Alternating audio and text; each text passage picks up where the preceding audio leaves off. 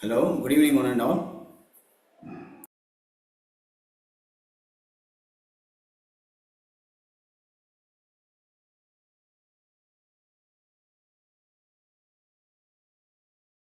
Welcome to the day two of the session. So, I would like to invite our honorable speaker, Mr. Paninder BN, to continue the session on cyber crimes.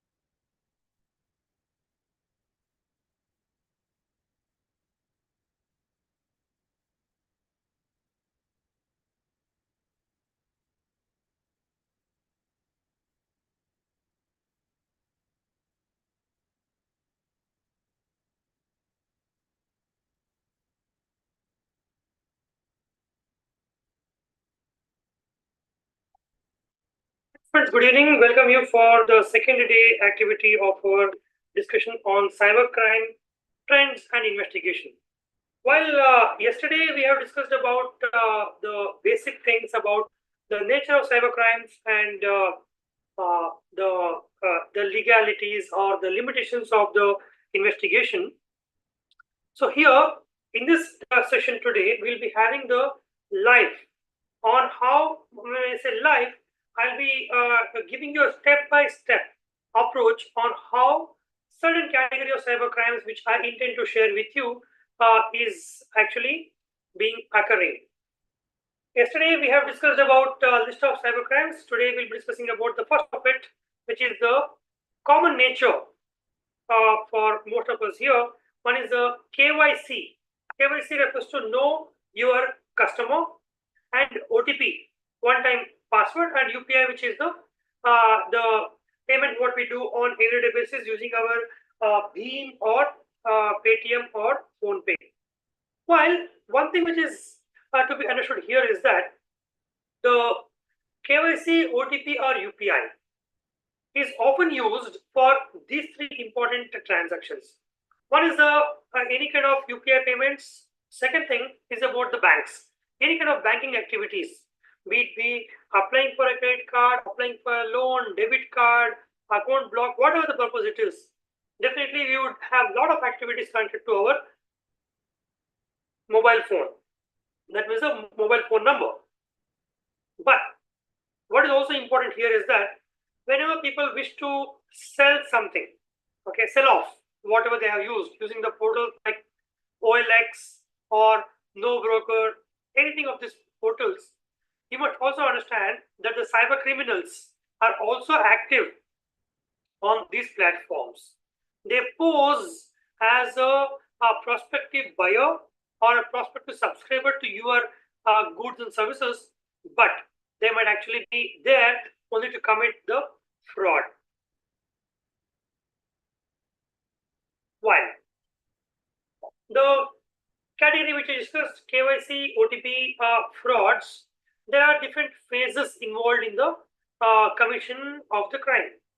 While what is that it happens in the first step, second and third step. First thing, the communication shall be established through SMS or phone call by random or specific targeting. Participants, when I discuss about this, Andy, what is okay, when we discuss about this, the first question to you which would arise is that how could any person get my mobile number? Because I have mentioned here that you are going to be targeted because of the SMS or phone call which lands on your mobile number. But the question is, how could that person got your mobile number? And yesterday we have discussed about different platforms where we actually share our mobile number, and because of certain organized chain like that, fraudsters is able to get through your mobile numbers. There are people who only sell the database. We have given the numbers, we have given our information for different purposes, okay, in our business activities, but people are using those things for the purpose of committing the frauds, because today database is for sale. Anybody can buy any kind of database. The database will have a value, database will have a price for it. Okay, suppose the recent past 12 students database is for sale. The recently appeared 12 students, there is a database. So this database would be bought by paying a price for it. So this is one source we had to understand, that our mobile numbers are for sale outside.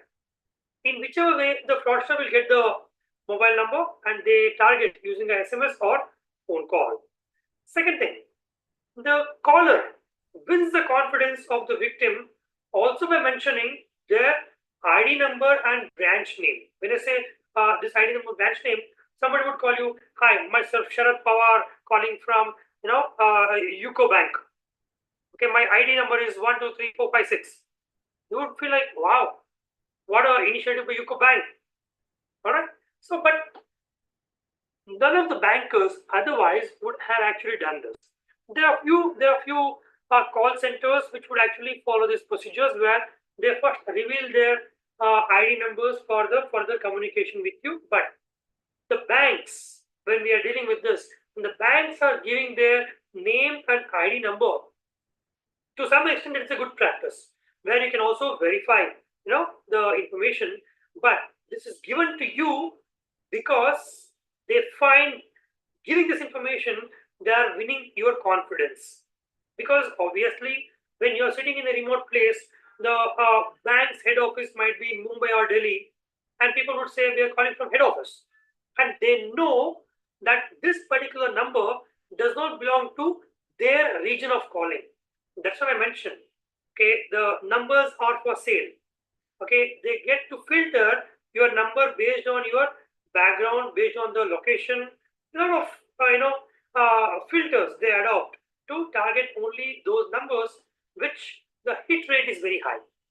Okay, and the caller wins the confidence of the victims also by mentioning the ID numbers and the branch name. Third, they win the confidence of the victim and ask you to follow the instructions very carefully. They would also mention, "Sir, these days, a lot of frauds are happening, so please be very careful. Only do what I say." Okay, so you actually tend to believe, "Oh my God, look, such a nice banker." Okay, I've also heard about the frauds. I have also seen the frauds happening, but this should be a very nice banker who is talking to me. And this conversation goes on to give you that confidence. Yes, you're talking to a very legitimate person, and their tonality, the command, what they speak, that's typically, very good actually. They are trained for that. They talk to you in such a way as if they are the bank manager and they're asking you to do what they are asking you to do. So they are very well prepared for this. In this particular segment, there are two sub-classifications participants. One variant is that the moment you share your OTP, the person is on the phone call, the person is helping you to do certain things, check out your mobile number, check out your ATM card number, whatever. Ultimately, you might reveal some of the information. But these days, the ATM cards are secured with a two-factor authentication. When is a two-factor authentication? The OTP would land to your mobile number, and only using the OTP you are able to complete the transaction. Okay, there are portals where even if you use your ATM PIN card, ATM PIN number, still you would get the OTP. After completion of OTP input, only the transaction gets completed. So ultimately, whether did you give the OTP voluntarily, he asked you, he convinced you. Ultimately, the moment you give the OTP, that completes one transaction. That is one variant. But the second variant is very dangerous. When I say second variant is dangerous, there are transactions where it happens by not even sharing the OTP. Alright? How can there be a possibility? I did not share the OTP. There are people who come and complain, I did not share OTP. I know OTP is very secured information. I must not be sharing the OTP. I know I have not shared the OTP, but still, what happened? How? Let's look at it. When OTP is not shared, okay, the fraudster is, while on the conversation, he is going to convince you in such a way, sir, please be very careful. These days, a lot of frauds are happening. Please do not share your OTP. Be very careful. Huh? Oh, you are getting more confidence on the same banker. But he will ask you to install some application. Okay, he would send you a SMS. He would send you a link in an SMS to tell you, sir, for security reasons, you have to install from your mobile phone. You install that particular application, and that application could be a malware. It could also be a spyware. You, after installation of the particular link, after installation of that particular application, you don't have to tell your OTP to anyone because he is already seeing your OTP, because the application what we install by the guidance of the caller the other side, okay, this application is giving you the access, giving the fraudster the access to access your mobile screen, and whatever OTP comes to the mobile phone, that person is already accessing that. So it is invariably sharing the OTP only. Maybe you have not shared by saying the OTP on the phone call, but ultimately you have shared by some of the activities which are initiated by your side. You have to understand this. Even for the application installation, there are two categories here again. One is the fraudster will send you a link, okay, either by SMS or by any other mode, or he will ask you to go to some website and download a link over there. Ultimately, installation of an application directly from a particular link or from a particular website which is not the Play Stores. Here, there is one more possibility of you installing the application from Play Stores. The difference between the ordinary application and any application on the Play Store is that the Play Store is governed by certain policies. Okay, the Google Play Store is what we refer it as. For any application to be on the platform of the Google has certain compliances to be met with. Google will compel these applications to be compliant with this kind of structure. Look, your application should not track the user data without the consent. Okay, that should be compliant. So all these parameters are actually taken care by the applications which are on the Play Stores. But any application which is not on the Play Store and which is asked to download directly from any website, any portal, that particular application is not in line with the compliances, or this could be highly vulnerable to compromise your mobile phone or any such devices. Now, directly from the link, do not trust any application which are not on Play Stores or any other marketplaces, because even the Android has a different marketplace, the iPhones has a different marketplace. So like that, do not trust any applications which are not on the Play Stores or the marketplaces. Second thing, directly from the link, when you download the application, that will give the screen access to the criminal. So you don't have to say the criminal can read the OTP all by himself. But the threat is not just overruled from the Play Store's application also. Any application which is downloaded from the Play Stores for this particular transaction is a remote viewing application. which means the person will ask you to download the remote access application, just like AnyDesk, TeamViewer, or there could be any other applications which the person will guide you. Sir, don't trust any application on the websites. Go to Play Store. Should know Play Store is a very secure place to install certain applications. So they will keep on winning your confidence. Okay. So by this, they ask you to download the information from the Play Store itself. But what will this application do is again a very significant thing to be understood, because this application is giving the remote access to the fraudster the other side. So for this reason, the fraudster is somehow trying to convince you and get the access of your phone data, and the financial transactions these days could be completed only with the help of OTP. To secure OTP, he is doing everything possible is what the purpose of he connecting with you. For this, he would convince you, literally, he would beg you to do what he asked you to do. So there could arise no doubt about the person's legitimacy is what they try to project it. But for all the practical reasons, dear participants, I want you to follow, register these things for securing yourself with the following facts. One is that no banker is so user friendly. Okay, because these people who call on the phone, they act so user friendly. Okay, koi dikkat hai, I'll help you out. Okay, but a typical banker, what he does, you are not the only customer for a typical banker, but for a fraudster, you are the very prospective victim. For this reason, the fraudster will spend a lot of time convincing you, and he would keep on trying to get you the confidence. Second thing, no banker will insist you to do it then and there, because the fraudsters, they want you to do then and there. Sir, I'll be on the line, you please do it. They keep talking to you to win your confidence.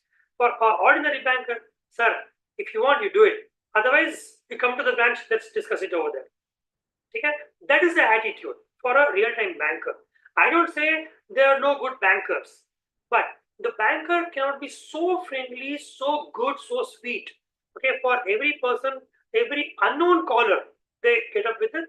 So they should be having some real intention to be so good and so sweet, is what we have to understand. And we are not so lucky that we get such a good banker who can be so friendly for every such people like us. Third, you could also be getting some kind of calls these days, which is driven by IVRS. Remember, when we try contacting any customer care, okay, dear caller, please press 1 for English, press 2 for Hindi. This is called the IVRS. The system is called IVRS, and we tend to anticipate and presume that, okay, only big businesses, legitimate businesses will have the IVRS facility. See, we're getting a call. So there is no doubt that, this should be a genuine call. So whatever the reason is, the IVRS itself will give a good impression. The fraudsters today are also using IVRS. Just because you got a call from IVRS, please do not trust the call. Next. Suppose you are asked to do certain things. Suppose you are asked to complete your KYC or share your OTP. So if you don't do this, your account will be frozen. All this hangama, you must understand, obviously, if you don't follow a particular compliance, the account gets frozen. No doubt in it. But there is a way in which you can actually go to the bank, get your account, unfreeze, isn't it? So what is so hurry for you to do then and there? Okay, so if your account gets freeze, that's what they say. If you don't do it right now, your account will be frozen. Your card will be blocked. Okay, and you have a way to reopen, and do not be in hurry. This fraud will only happen only on the call. For the same reason, these days, if you have checked the payment gateways or the UPI payments, when you're on the call, when you're trying to open your Paytm application, that would give you an alert. Please be careful when doing a transaction. Okay, there is some message which you have to read it before you do a transaction. So even those platforms today are trying to help you to safeguard yourself.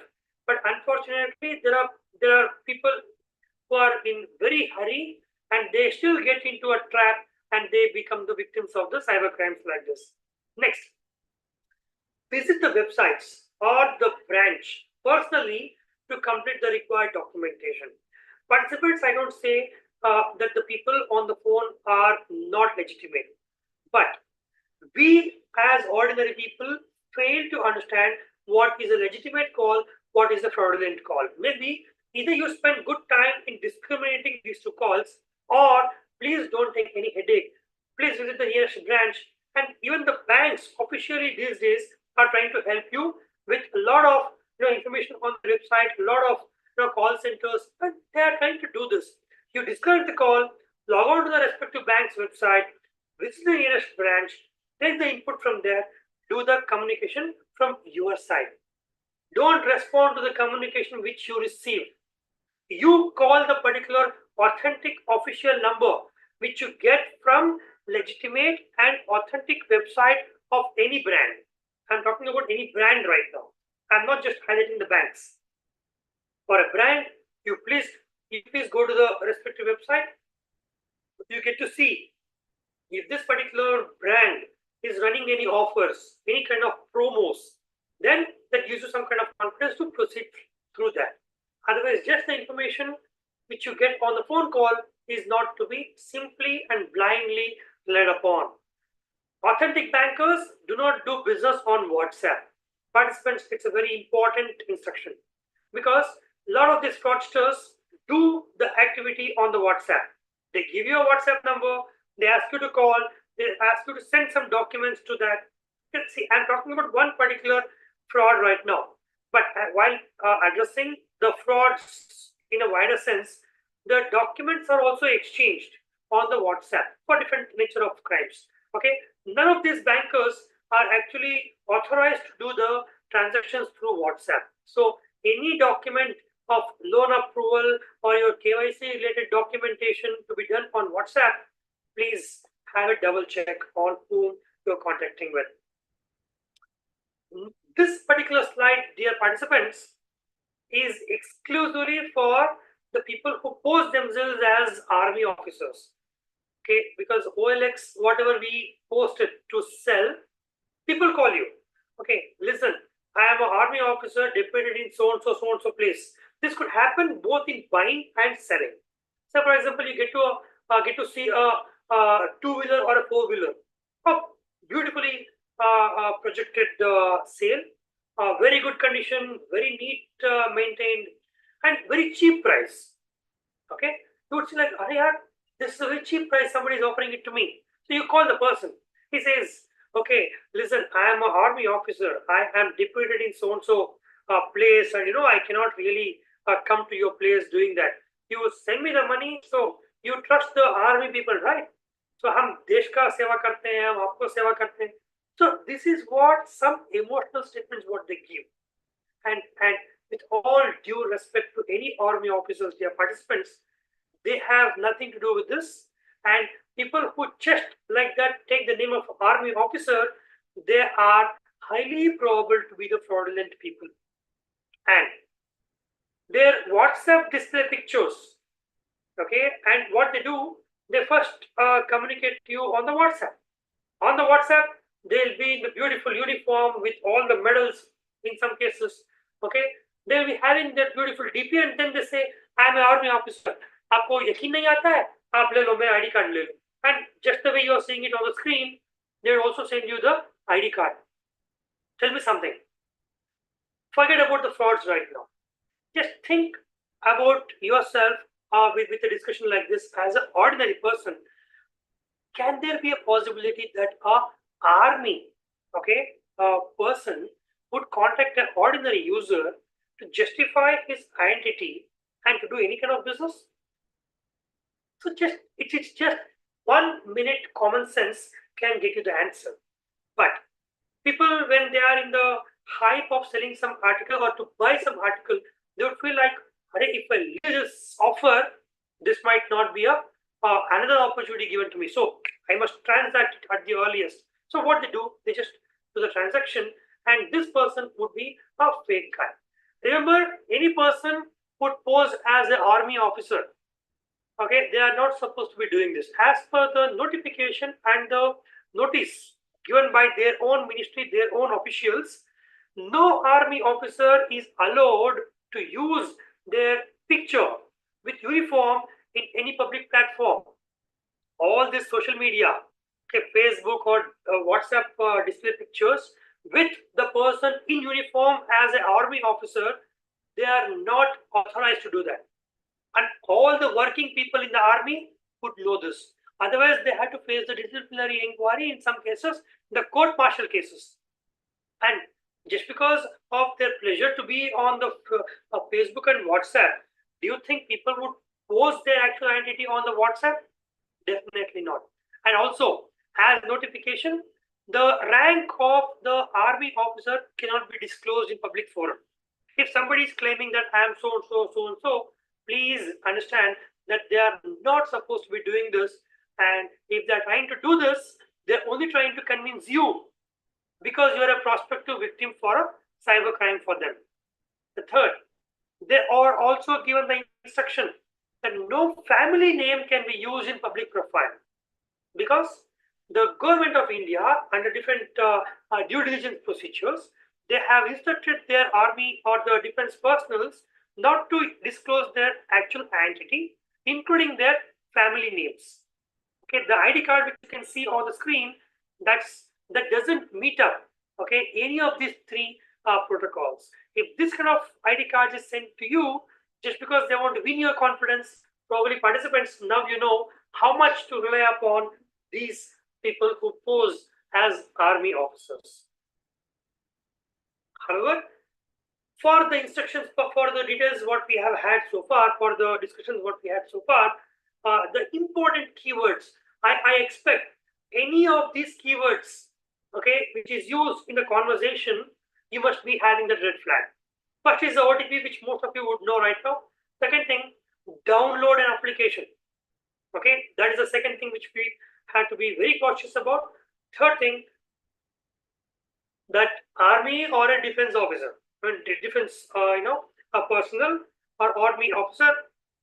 These are the three important keywords for this category. However, participants, I am only addressing the issues which is highly prone for an ordinary citizen. So I have already mentioned this, and these people will constantly try to please you. They keep telling you, oh, as if you don't know, you should know where we work, what we do. So all these things are just nothing but any attempt to please you. That's it. So which is having no meaning for reliability. Next. The participants, I am shifting to the next category of the cybercrime, which is the procurement and lucrative offers. While the procurement, okay, I'm going to give one specific scenario. I was also mentioning this yesterday. You would get an email, and again, the email list is for sale. When people talk about the database, including the mobile number, email address, everything is for sale. And I give you a simple instance. You go to a supermarket or a mall, people will come and tell you, sir, we are running some lucky dip. Okay, and a lucky winner can win a beautiful, four-wheeler. And you see, okay, I could be lucky. You give all your information, your date of birth, name, mobile number, email address, everything you give it. And just because of one lucky winner, all the thousands of people are becoming so unlucky because your database will be for sale very soon. However, when the email address is with the respective person, they would create the email address in such a way it should appear as a international email address. So this is what happens. They would send you a email saying that they are looking for some channel partners in the city where you reside. And if you're interested, please connect back to me so that I have a beautiful offer for you. Well, you would want to explore it. Okay, what is this business offer? Let me just understand. You're going to reply. And that person would give you all the information saying that, look, I'm the purchasing manager of such and such, reputed firm. The firm exists. Say, for example, I take the firm of Lakme. Okay, I am the procurement head of Lakme at Washington. I know for sure you are not in Washington. You cannot come here to verify that. And I would say, as a person communicating through the email, I would say, look, we are procuring some product from the place where you reside. Okay, and before you are given this offer, he'll ask you to fill some information: your name, your city. Okay, what is it you do? Lot of things, some basic information you collected. Accordingly, you're going to fill the information and send the information to him. To which you're going to get the response saying that I, as a procurement manager, knows that my company is buying a product, okay, which is available at your city, and I'm looking for a partner. What should the partner do? All you have to do is that you are going to procure the product and sell this to my company. I, as a procurement head, I'll purchase this product from your side because I am the one who will approve the purchase and I am the one who will release the payment also. And you are going to pay 100 rupees for the particular product in your place. I'm going to buy it at $1,000, and whatever the profit we make, you keep 50%, let me keep 50%. And people start thinking, wow, what a lucrative offer. I am spending 100 rupees. Even if you consider $100, for example, I'm spending $100, whereas I'm getting paid $1,000, $900 profit. And even if I have to divide the profit, $450 is my profit. Wow. In another 1 month, I'll be richest. So what you do, he will give you the purchase order. Like you have to send at least 25 quantities like that. So you go to a market, you purchase the product, okay, and this number is something to be understood.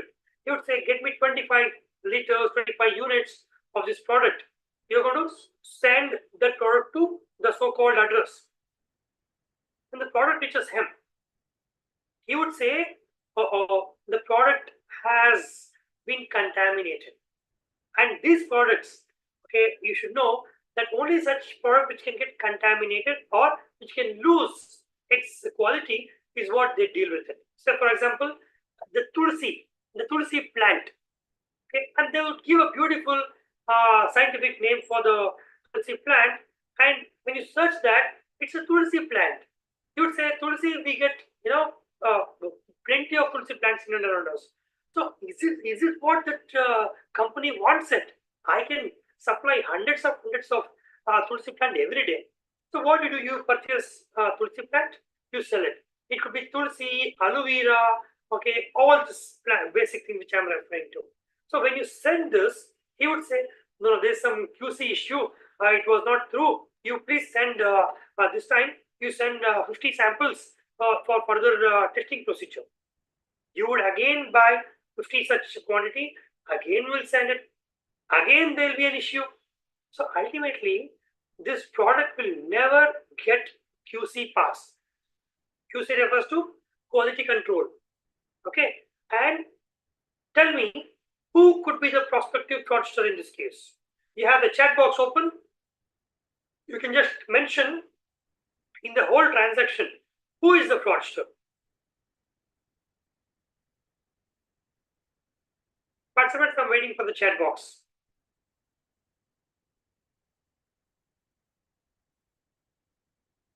Most of us here think that the one who is sending the email is a big fraudster.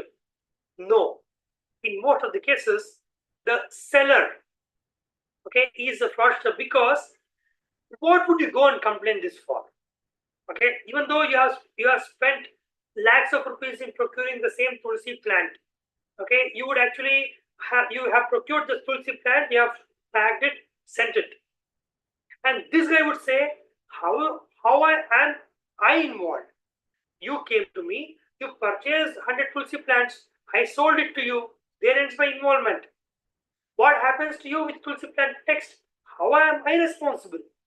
So ultimately, in such frauds, the participants is usually done by these people, and very often, very frequently, people don't know on whom they have to complain this form. They think, oh, some online person fraud me. Okay, I'm such a unfortunate person. But the fraudster is right in front of you. You don't know that this could be the suspect, this could be the person who would have done this. So go and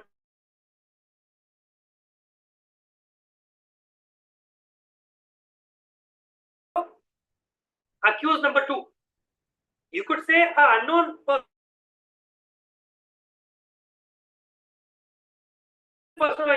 The rest of the police investigation, they would go, they would seize the devices, they would interrogate, get the information that is left to the police. But ultimately, when you are mentioning a person as an accused or a suspected person, it is the duty of the police to go and investigate that.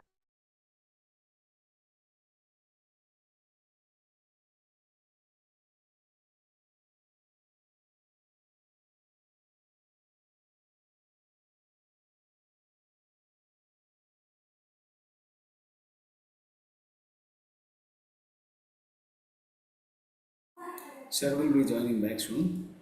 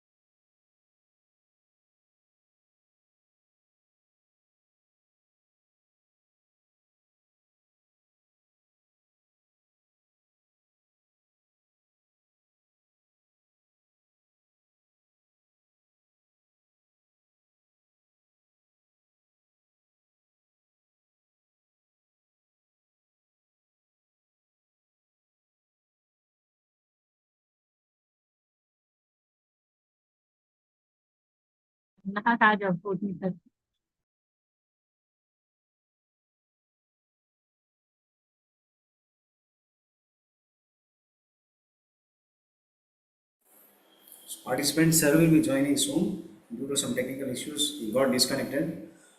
If you have any queries, kindly post the doubts on the chat box. Sir will be joining very soon.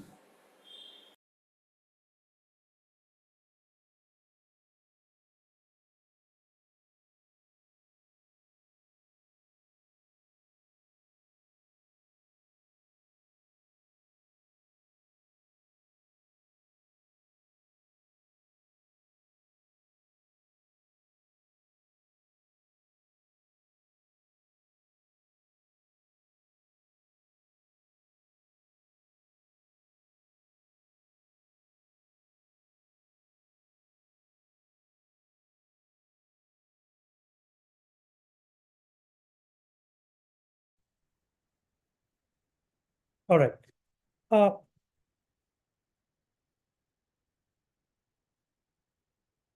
Fine.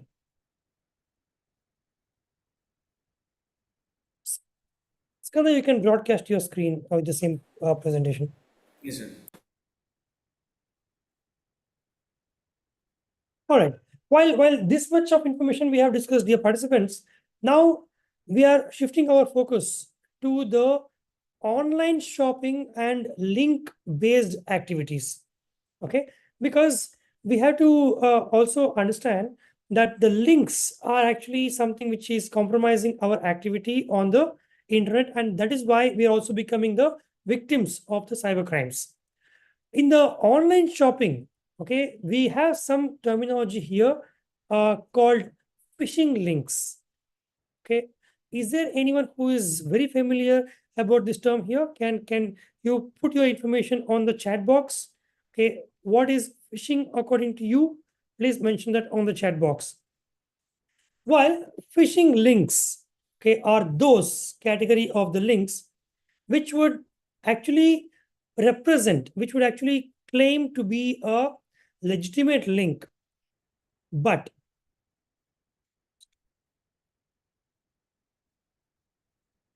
the link appears to be a short form of a link.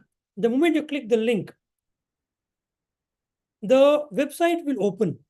the website looks like it is to be of a Google or a genuine, brand's website. But that website is not actually of the said source or said brand. Okay, so I would request Skanda, you can share the screen because you are the host. I don't want to be the host because I have issue with my screen share. Yes, sir. Yeah, please share the screen and get to the phishing links column of discussion. Participants, the SMS what we receive will have this kind of links. These links, okay, even the legitimate links these days can be shortened because if it could be a very lengthy link otherwise, but that can be shortened with certain tools which we use it for our regular activities. Even the Google Forms, for example, okay, we get to see a big link otherwise, but it can be shortened. Shortening the links is a good practice both for the space constraint and for a good operational requirements. But the fraudsters, they have taken this as advantage. The links will not tell you to what it actually belongs to. The moment you click on the link, that will take you to the platform which appears so commanding, so appealing that you think, okay, you are actually dealing with a proper and legitimate website. Lot of SMS you keep receiving on your mobile phones these days are all having the phishing links to a larger extent.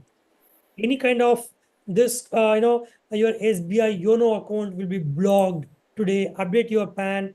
All these discussions you can see on the screen right now. This is one such example which I'm trying to show it to you. And on the link, you can see it is shortened. That is not giving you the complete message where the link is going to land. This link can itself be a malware. The moment you click the link, there could be some applications being downloaded on your the mobile phone or any device. That is one big risk. Or what happens when we actually take the link?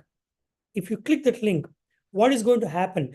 We can also have another slide which can say what other category of the links which we can receive. Your credit card has a lot of points. Okay, it's going to expire today. Nobody want to lose the money. Okay, so these kind of messages people get to be carried away with. Dear participants, I am showing you different kinds of transactions. Okay, see your transaction of amount 2000 rupees against so and so, so and so. And you feel like, okay, where did I do the transaction? I don't do the transaction. And please find the receipt of your transaction at the link so and so. The moment you click the link, there could be a malware. They are trying to make you click that particular link. Okay, so next, when we see this is going to happen, participants, first thing what I want you to be alert is the keywords. Okay, any kind of alert message where your account has been blocked or it will be blocked, please be careful. Next, the online KYC links. The bank want to help you to do your KYC online. That is the biggest threat. That is the biggest point of suspiciousness. Point redemption. This is again one of the keyword. Please register these keywords because these are the keywords which makes you to be a victim of the cybercrime. Apart from this, you have won a reward. Wow, you are the luckiest person in the world. People would start believing, that I am the lucky person today. So you have won a reward. Please understand these are the keywords. You are not such a lucky person. And at last, the people who commit these frauds, okay, there are researchers which are published from where these people are operating or which cities are contributing for different kinds of cyber frauds. And the cities which are linked in this particular category are some cities or some places of Rajasthan, Jharkhand, Bengal, UP, Bihar. So all these places are linked to this kind of activities. And those people who are committing these frauds, not everybody are so good with their English. The command over the language would be so weak. And the awkward use of capitals or anything of this would be a good example for this. Now, on the screen, I am showing you one such attempt. The complete thing I am showing it to you. When you click the link, what happens? Please go ahead, play the video.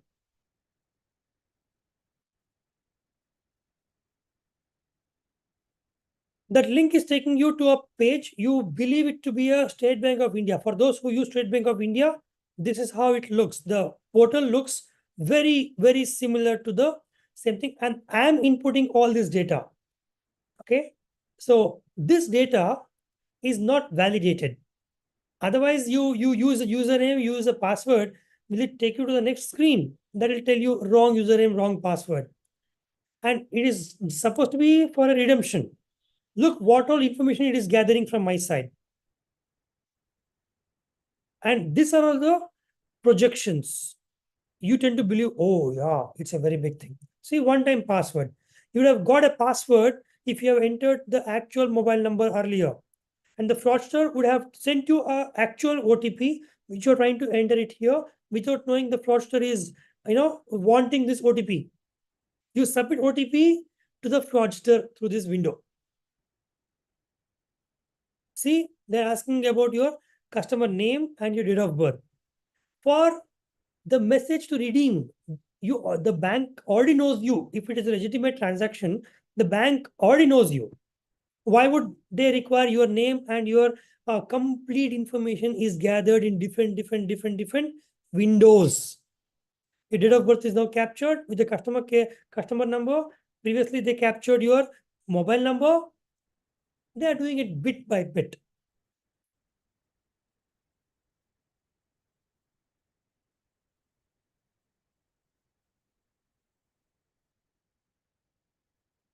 Next, what happens? The date of birth is entered. Okay.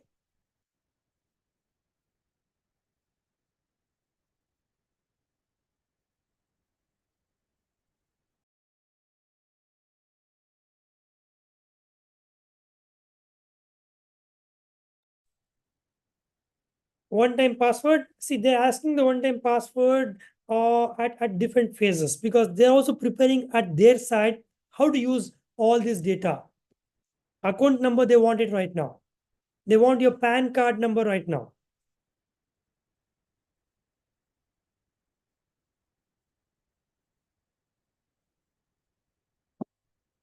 See?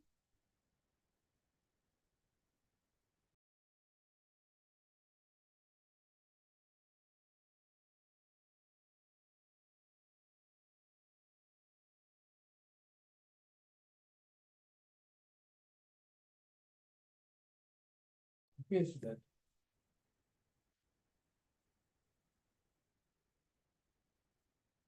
Participants, if it is not this session, I believe most of you would have taken this for granted and you would have been a prospective victim of the cyber fraud. And I am very confident that you would have lost a good money because of this.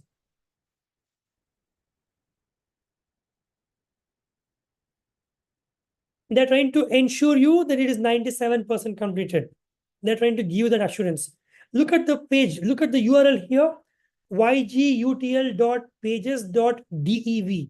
It nowhere says it is the SBI website.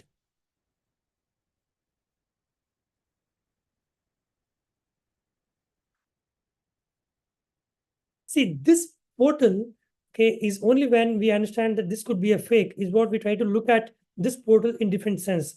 Otherwise, the portal what they are prepared is very similar to the actual SBI application what we can use otherwise. All this lower content is as you can see in the legitimate banking protocol. This is the one good example of the phishing attack. Phishing is nothing but creating such links which actually appear to be a legitimate one. That is the simple understanding. But the same phishing has different applications, dear participants. right now I just showed you, I think Skanda, we are done with this one, and yeah, yes. Next slide, please. Yes, participants, look at the screen now. Okay, you have got a lot of such occurrences on how you could be a prospective victim. Be you being called a lucky person. Okay, for Kaun Banaya Crorepati, you get Amitabh Bachchan's voice. You tend to believe, oh my God, this is such a legitimate source. Okay, these are all the portal or the different instances where you could be a prospective victim. Participants at this hour, okay, I want to leave the forum open for any kind of discussions. I'll just complete one particular slide after this. In the KBC or job related frauds, what all things are the keywords is very, very important to be understood. In the KBC frauds or job frauds, the female profiles are very, very eye-catching because the profile would show the person to be a very well-established businesswoman, very professional. That is one immediate thing, which is not actually. Second thing, they'll use international business names. They often use international business names. You tend to believe, oh, there could be a possibility on this. Next, they often use the WhatsApp communication for their preferred mode of communication because they get to reach you just like that. And how do they take your WhatsApp number? Is by your Facebook profile. They connect with you on the Facebook. You tend to believe, oh, what a beautiful profile. And they connect with you to be friend with you. The moment you get be friendly with them, you are asked to share your WhatsApp number and they connect with you through the WhatsApp number. Next, after you getting your WhatsApp number established, remember, these are the checklist. These are the keywords. They ask you to join some of their Telegram channel where you could see a lot of people who are there who are trying to do the similar business. You tend to understand, oh, I am not the only one who is doing this business. There are hundreds of people who are doing this business. But you have to understand that group contains all of their members. They are not innocent people. They are there to project that you can be in the same group to make business. They say, I won this much, I got this much, but all of these people are the same group people who are there to commit a fraud on you. Next, you have to just like the pages and you get paid. You keep getting this WhatsApp or SMS alerts on this. All they have to do is keep liking. You think, okay, liking is a simple job. They'll give me the link. I had to like, I had to send a screenshot that I have liked your video. And you get paid 150 rupees for each click. You think if I do 10 clicks in a day, oh my God, I'm earning 1,000 rupees. But what happens next? They pay you, okay, in couple of transactions, few hundreds they pay you, and then they give you that confidence, yes, you are in the right place for making money. And they tell you, we have an offer for you. You invest, some amount right now, and we can revert to you this much amount. You invest 5,000, you get 6,500 in next 30 minutes. All these things are the lucrative offers. People have lost lakhs and lakhs of rupees, dear participants. It's a very, very significant thing to be understood right now. And task-based rewards, and all these are the typical frauds. I have given you the important checklist for what you should not be witnessing and what you must be cautious is about these keywords. Participants, at this time, I have got one participant who I have invited him to share his experience of being a cybercrime victim, and he is going to convey a message to you on what he did when he was in that particular situation. Okay, I would call upon Mr. Ravi, the participant here. Sir, please go ahead. The next 3 minutes, the time is yours. Okay, and you please share Uh, your experience, what happened can recently you with can you. you hear my voice? Yes, you're audible. Please go ahead. Can I speak in Kannada or English? Preferred is English, even if it is slow, that's fine.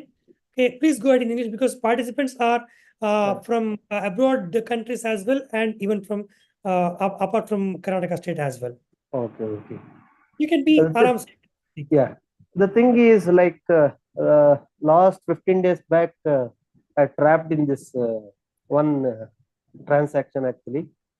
I had a credit card for the sake of what is it called? What is it? Activation purpose. I have not done activation of my credit card. Somebody has called. Then I thought from the bank. I thought actually. Then I talked to them. Around maybe I talked to them for 40 minutes because some links they have sent actually that I don't know. Then they said to press the link. I press the link, and like the instructions they are giving, you have to do this one. But I have not given any of my CVCC or CV number. What is it? CVV. Number, Yeah. CVV number, or Yeah. the credit card number. Anything I have not given. But still, they hacked the mobile actually. So that in a couple of minutes, around between 10-15 minutes, around 1 lakh has gone. Another transaction of another like 1 lakh, around 2 lakh 7,000 they have debited from my account actually. At the time, I was maybe it's a fraud or something. Immediately, I got a call from the IndusInd Bank. That is a credit card. I got a call from them. They asked regarding the transaction, have you done anything? I said, I have not anything. Then they immediately they said it's a fraudulent. Immediately they said you have to complain to the cyber crime, and you have to give a complaint, as well as you should go to your local police station. You have to give a complaint. By God's grace, that is a golden period. They said actually that 1 hour is very important. So I done lots of things with the help of Mr. Panindra. Also, I talked to him. Also, he has also helped a lot actually. Within a span of 1 hour, I given a complaint. So maybe at that time, maybe my transaction has like have withhold maybe. That is the reason. Again, the next day I got a message that the amount has credited to my account. It's a small mistake from my side. It's a mistake. I had done a mistake. Yes, I should not follow that link or something. I should not press anything. It's a mistake done by me. So I lost around 2 lakh 7,000 rupees. But the next day, the money has returned to my account. That is a luck for me actually. You know? Fine. This is the things that happened actually. Yeah. Yes, Mr. Ravi, thank you very much for sharing. Yeah. Happened with you, and what you highlighted was the Yeah. golden hour. Yeah, Participant, golden hour. Yeah. Yeah. there is a transaction, or there is a importance of immediate responding to your online frauds. A lot of state police departments have also established cyber cell complaint numbers. The number is 1930. Please make a note. It is 1930. This is a dedicated number, just like 100 is for police control room, or any other numbers are given for emergency services like that. It's a national number. 1930 is for the cyber crime complaints. And the moment you think you are a victim of cyber fraud, you have to reach out to this particular 1930 number, and the police will guide you on what is the further process, and you have to act immediately. 1930 is the number, and probably tomorrow also we'll give you some some instructions on documenting this information. But what was important with Mr. Ravi's experience is that I purposefully asked Mr. Ravi to join at the end of my discussion. Whatever we have discussed about the modus operandi, Mr. Ravi doesn't know. But what we Yes. have to understand from his conversation is that a person called, while he was on the call, they won his confidence. He was guided step by step. He was asked to install an application, but he feels his phone is hacked. but he has not given the OTP, but he feels his phone is hacked. But his phone was not hacked, but there was an application which was installed which gave the direct access to the criminal who is sitting on the other side. People, you have to understand, you might not be as lucky as Mr. Ravi is, because Mr. Ravi got back his amount which was actually defrauded. And there are a lot of people who are still blaming the system because they did not get the money back. So with this, dear participants, from my side, I am closing the discussion from my side, and the session is now open for any discussions and questions. Yesterday, people had to give me a feedback that they had some questions, but the session was closed. Okay, so but the session will be now open for next 5 minutes for your questions. Please unmute your microphone and you can pose a question. Hello, sir. Mr. Vinod, go ahead. Sir, I have a doubt, sir. Sir, Please go ahead. the fraudulents are trying to steal our money in our account, right? If we set the daily transaction limit to a minimum number, can they steal our money? If I set a minimum transaction limit for a day is 50,000, can the hacker steal our money more than 50,000? It's No. what I'm. Okay, sir. Okay, sir. Mr. Vinod, let me take your question. Okay, and most of the people here, even at this point in time, does not know that they can actually restrict a particular amount as a maximum limit for a particular day's transaction. People, you have to understand, your bank gives you a provision to have a limit for the maximum transaction for your everyday activities. Depending upon your profile, depending upon your financial expenses, you can set this should be my maximum limit. For a student, it could be 300, 500 rupees on an everyday basis. For a businessman, it could be 2 lakhs, 5 lakhs, depending upon the nature of their business. So, like this, your bank has a provision, but you must know how to use that provision. So, you please get to reach your banker, set your maximum transaction limit to safeguard your fraudulent transactions. Thank you, Mr. Vinod, for this question. Thank you, sir.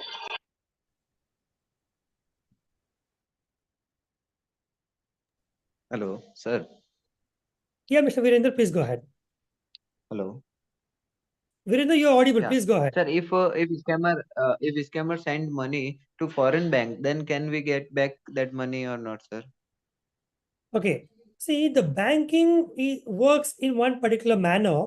Once the amount is sent, okay, to be a national bank or even for an international bank, once the money is gone, the transaction is completed. But if the money is withdrawn, you cannot get the money in the simple process. But when the amount is in the particular bank, and when you pose a complaint, and when the complaint is resulting in the bank officials freezing the particular account, then your money is in the bank account. But to get that amount released, you need a court order. For the specific question of the international banks, the operational issues are different, and there are few banks. Say, for example, Yes Bank, Citibank, or HSBC. All these are international banks. Okay, but these transactions you can freeze the account for the time being, get the court order to get it released. But any other bank, the procedure has to be checked out as to what will that particular bank follow and what will that particular country follow it as a procedure. So it cannot be a generic answer. It could be a case-to-case specific answer for your question. Thank you, sir.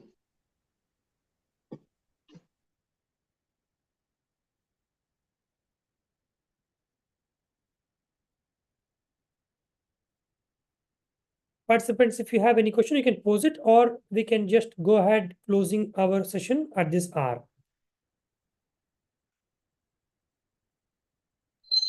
Hello, sir.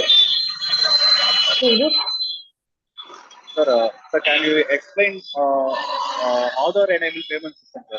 Most of them are stealing money without getting even a OTP, sir. Other-enabled payment system, sir. Other-enabled payment system, sir. Aadhaar enabled payment system. Mr. Vinod, I'll be covering this in my detailed discussion tomorrow. I've kept this as a module. So I'll definitely discuss this tomorrow with the case studies also on this. Okay. Fine. So with this, dear participants, I think it's time for us to conclude our second day activity on this. And we'll catch up the third day with the pending discussions. And I wish you all the very best for this night. And let's have a good night. Thank you very much.